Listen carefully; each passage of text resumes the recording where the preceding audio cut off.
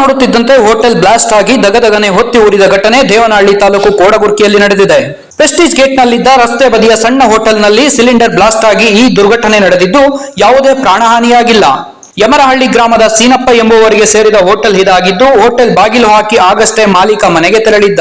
ಅಗ್ನಿಶಾಮಕ ದಳದ ಸಿಬ್ಬಂದಿ ಸ್ಥಳಕ್ಕೆ ಆಗಮಿಸಿ ಬೆಂಕಿ ನಂದಿಸುವ ಕಾರ್ಯ ನಡೆಸಿದ್ದಾರೆ. ಹೋಟೆಲ್ ಸಂಪೂರ್ಣ ಸುಟ್ಟು ಭಸ್ಮವಾಗಿದ್ದು, ವಿಶ್ವನಾಥಪುರ ಪೊಲೀಸ್ ಠಾಣಾ ವ್ಯಾಪ್ತಿಯಲ್ಲಿ ಘಟನೆ ನಡೆದಿದೆ.